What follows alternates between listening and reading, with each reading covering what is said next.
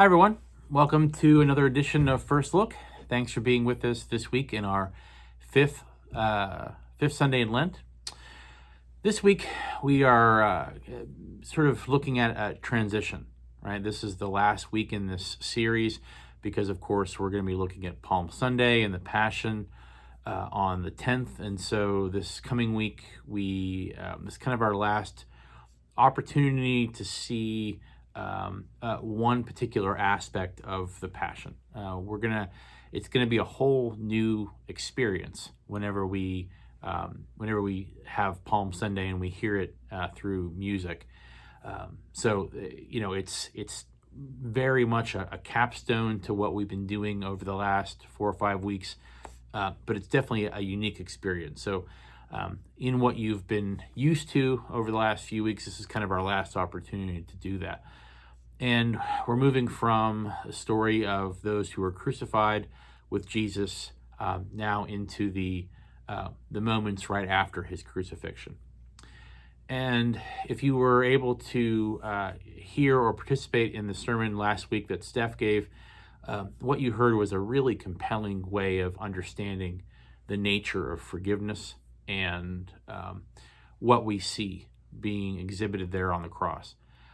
And as I was listening to Steph preach, and I was trying to kind of get an understanding of the feedback that people were giving, you could kind of get a sense of how people were taking a sermon, and even actually in the moment of wondering, we got a really compelling kind of back and forth. If you were able to join us for the service, we had a really compelling back and forth during that time of wondering, where people were talking about forgiveness, and it made me wonder whether it warranted a series.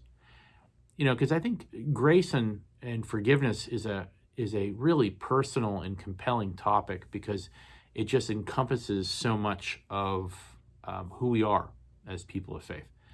And as we have moved through Lent and you get to Easter and beyond, you start to kind of try to get a sense of what does it mean for us to be Easter people, resurrection people. You've probably heard that term before, but it made me wonder if a series sometime soon just on the nature of forgiveness might be a really helpful thing. Because when we receive forgiveness or when we give it, it changes us just as much as it does when we don't receive it. Or we don't offer it to each other. And that's, that happens corporately, it happens personally. And I'm always kind of compelled by, I think Steph used the phrase, the hoarding of grace, as kind of a way of saying, I decide when I'm gracious, and I'm going to clean my glasses while I do this. The ways that we can sometimes hold off on being forgiving because we're just not ready to, or we don't want to, or we think the other people don't deserve it. And there's that side of forgiveness. And then there's the other side where I think society, or maybe even people around us, want forgiveness to come with a kind of a free pass on future behavior, which can be can be abusive. And I think, for instance, if you're forgiving someone and then you're expected to just kind of move on like nothing happened, do you then put yourself into a place where another kind of harm, whether physical or emotional, could be done again? That's the other side of grace and forgiveness that I think is always so difficult to talk about, because the real life consequences of forgiving someone are something that we can't ignore, or certainly shouldn't. And I think sometimes when we feel compelled to say, I want to forgive you, I want to move on, how do we then also respectfully understand the concern around whether something could happen again that would harm me again? Those are real life concerns for all of us, but for many who I think have ever felt compelled, like I have to forgive them because that's what I'm supposed to do, even if I'm afraid that maybe they'll harm me again. We shouldn't make light of those things or ignore them. And I think all of that, the nature of forgiveness, the nature of being forgiven, hearing Steph's sermon and the way she presented it really stirred a lot of thinking for me. And so I wondered what you thought, if it does the same for you, and if there are aspects of grace and forgiveness that you find particularly compelling, or if a series on that might be particularly interesting. So you can let me know if that's something that you would appreciate. So moving forward, we're looking at the crucifixion, we're looking at the moments after, and we're looking at the individuals and the situation in which we find ourselves now. And we're in Luke 23. We've been in Luke 23, I know, for a while, and we're at the end of that chapter now. And so we're going to be looking at verses 44 through 56. So if you want to go there in your Bibles, you can. I thought I would just start to read this and then, pause wherever I think I need to.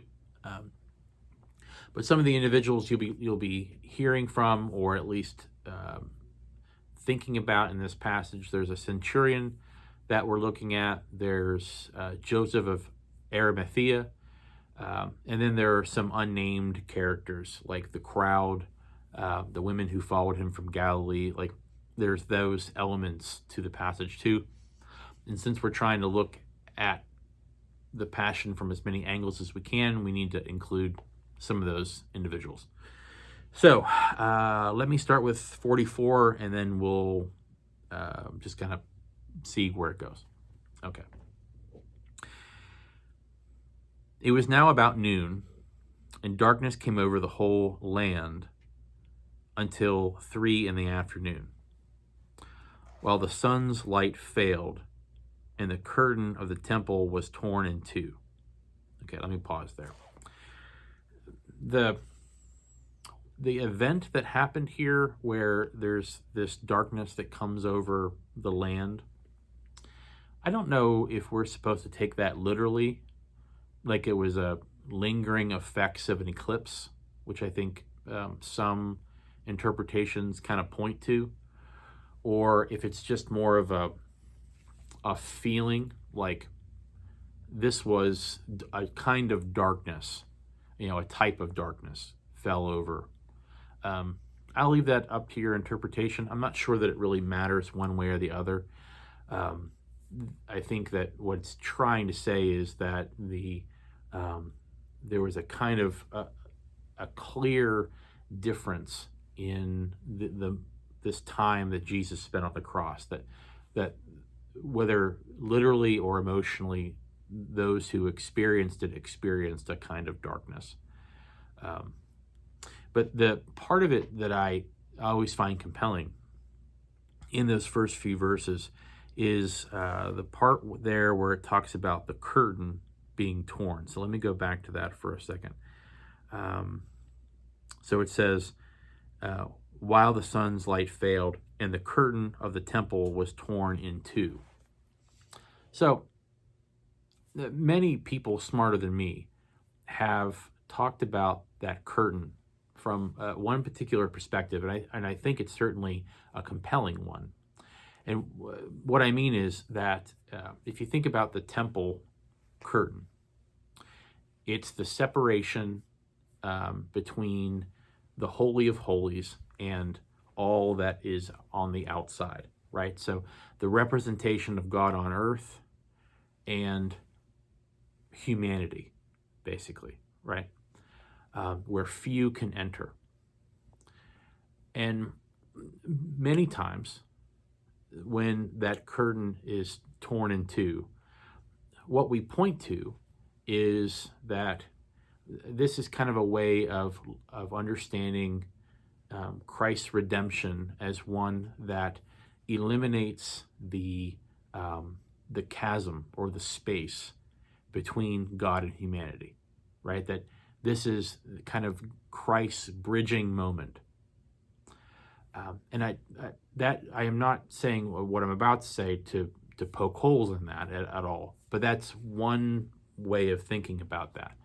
And you can see why that's, a pretty consistent interpretation of that moment, because that's what literally happens. If the curtain was torn in two, then God's representation on earth is then exposed to, for everyone to see or to experience or to be a part of. I'm gonna read the rest of it and then kind of come back to that, but I want to eventually get back to that point, because I was thinking about this this morning as I was reading it, and I thought maybe there's another way of looking at that, or an additional way of looking at that, if you will. So just put a pin on that for a second. So we get to then 46. It says, "Then Jesus, crying with a loud voice, said, 'Father, into your hands I commend my spirit.' Having said this, he breathed his last. When the centurion saw what had taken place, he praised God and said, 'Certainly this man was innocent.' And when all the crowds who had gathered there for the spectacle saw what had taken place, they returned home, beating their breasts. But all of his acquaintances, including the women who had followed him from Galilee, stood at a distance watching these things." Before I keep going, I think it's kind of compelling to think about the reaction of all those involved. And in this passage, at least, the centurion really isn't taking any kind of responsibility for the state, or saying that, or saying anything where, what have we done? It's not a remorseful thing. It's like an enlightened kind of reaction, where the centurion is seeing something that he didn't see before. Christ's reaction, presence, kind of compels him enough to say out loud to himself, or maybe there were others who could hear him, what had happened. It doesn't sound like he's feeling some sort of personal remorse, but like he got a chance to see something that changed him, which I think is interesting, because that's certainly not the reaction of the rest of the people there. You get the feeling from the fact that some people go home like, well, this is over. I don't know what to do with it. I just need to think about it. Or the individuals, the women who are watching at a distance, you would imagine it could be out of disbelief, but it also would have to be, you'd think, out of a sense of loyalty. Like, I want to see what happens to Jesus, the body of Jesus now. I feel compelled to know what will happen. So everyone else seems pretty, sad, sorrowful, distraught, contemplative, withdrawn. But this one centurion finds a kind of hope in it, which I find interesting. Not sure where I want to go with that, but that's one aspect that I saw. So let's continue in verse 50. "Now there was a good and righteous man named Joseph, who, though a member of the council, had not agreed to their plan and action." That's a really important thing. I think it's one of those. I think one of the biggest elements of the crucifixion or the passion story for us to look at is how we can far too often, and how the church, and I as a representative of one little piece of the church certainly has to raise my hand and be accountable for, is the fact that the church has lumped in way too many people when it comes to the responsibility of the crucifixion of Jesus. Remembering, of course, how Jesus was raised, how his disciples were raised, what his faith identity was, what the faith identity of those who followed him was, and looking at the difference between those who followed him and the very few who encouraged his death, and then, of course, executed his death. So you have Jewish authorities, and you have the Roman Empire, and of course, the church has done a lot of damaging things, but one of them certainly is a lot of rampant and extraordinarily harmful anti-Semitism. And I think that it's important for us to always have that in the back of our minds, that that's one of our more egregious sins. And I think we need to make sure that we address it when we talk about the authorities that were responsible for encouraging the death of Jesus. And I think one kind of support of that, although there are many, is the fact that we have, even within those religious elite and authorities, we have individuals like Nicodemus, but also this Joseph of Arimathea, who dissented, and that's an important thing that I think the Gospels does for us. And so you have this man of authority who couldn't stop what happened, or who didn't, but is trying to do a kindness, not only for Jesus, but for his followers, in providing this not safe way, but a way for those who loved him to provide for a proper burial in a proper tomb. Something that very well may not have been done if he wouldn't have stepped in. So you have this perspective of, the authority that's there and what this person does with it. And I invite you to kind of think this week about, how we identify with Joseph. What is it like for us to have authority and a say, and how we use that power and privilege that we have, and what kind of changes we can make. What does it mean to dissent? What does it mean to speak up? But also, what does it mean to be there even when things are broken? To not just walk away from something, but to, be a part of those who are trying to make something right. And when do we fail to be that person? When do we have every advantage to make something different, and we choose not to be this person because we don't want to get our hands dirty. We don't want to be called out for something. We don't want to put our livelihood or our image in danger because we raised our hand and dissented against what the majority thinks. Those are really important things for us to be thinking about. So with that in mind, let me keep going through these verses. So I'll start with 50 again. Now there was a good man and righteous man named Joseph, who, though a member of the council, had not agreed to the plan in action. He came from the Jewish town of Arimathea, and he was waiting expectantly for the kingdom of God.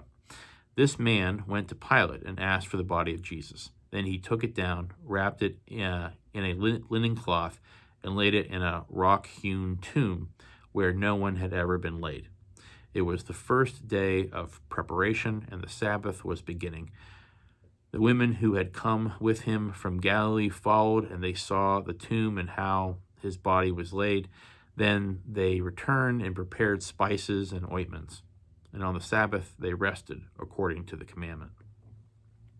I think for the sermon, since this is my first look, one of the things I want to look at is, we spend time in Advent talking about frankincense and myrrh. And when they say prepared spices and ointments, I want to confirm, is that the kind of completing of that circle? Are frankincense, myrrh, some combination there? Is that what they're referring to kind of close that loop? So I'll do a little investigating. I'll probably have that be incorporated into the sermon. So that's the passage.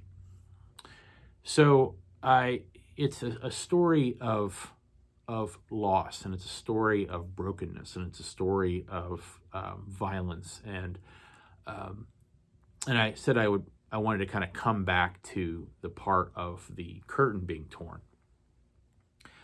and part of what I started to think about in that was, this setup, this the way the temple was constructed, and how the Israelites followed the instructions of God on how that should happen. We forget often that all of that that's them being faithful to God, right? God gave them this plan on, that this was all God intended. It's not just the people making something up and trying to, do something on their own. Like, this is all inspired by God. And the temple and the way and what was in it, who could be in it, how this was laid out, every inch of that temple had an instruction. And you can go back and read virtually every dimension, color, thing that was in it. And if we're remembering the fact that the triune nature of God means that God exists in a triune state eternally, then Jesus, the Word, was just as much a part of that as how we just would describe the Creator, right? That Jesus didn't come along and just spring out of nowhere with consciousness. God, Christ as God has existed from always. And so Jesus is as much a part of that temple creation as God the Creator or God the Spirit. And so that's a good thing for me to remember whenever I'm thinking about anything that happens prior to the New Testament. But this place of holiness, if you think about the temple or the Holy of Holies being a place of holiness, that God's holiness on earth, or the representation of God on earth, right? That's what the Holy of Holies was. That curtain being torn, we could also think of that as a way of us understanding of if Jesus is the incarnate Word, and Jesus is broken, dies, then the representation of God on earth is at the same time broken. So we could think of it as Jesus' death leading to this bridge between God and humanity, where there is no longer a separation. But we could also look at it as a simple representation of the brokenness of God's presence on earth. Not eternally, not forever, but if the representation of the holy breaks, so to speak, at the same moment that Jesus is broken, that doesn't seem like a coincidence to me. Because if you think about Jesus as incarnate and the Holy of Holies as a representation of God on earth, like the parallels there, I don't think that's a coincidence. So it could simply be another moment of mourning. It's showing the brokenness of that. And so just another slightly different way of looking at that moment, that for anyone and everyone who was there and present in that moment, that the temple curtain being torn is another representation of that brokenness and mourning and that is happening in their midst. Kind of a powerful representation of what was happening in the moment. So just another way of thinking about that occurred to me. And I think that the title of this sermon is The Funeral. And part of course, what I think I'll be doing with this passage is kind of looking at what do we say and what do we do and how do we reflect on in times of funeral, of times of loss. And I think that this passage being so close to Holy Week, so close to Good Friday, our remembrance of Good Friday, this is a really poignant time to be doing that. And so we'll kind of sit with that a little bit. And that's, I think, a hard part of this time before Easter, is that I am asked to sit with a kind of grief, even if just for a moment, trying to pretend or trying to get ourselves in the mind space that we don't know what's going to happen next, and that all we have is Good Friday. Where would our minds be if we didn't know exactly that Sunday was coming? And that's kind of what we're asked to do with that, and contemplate that for ourselves and the world. So that's kind of my first look here. I don't know exactly where that goes.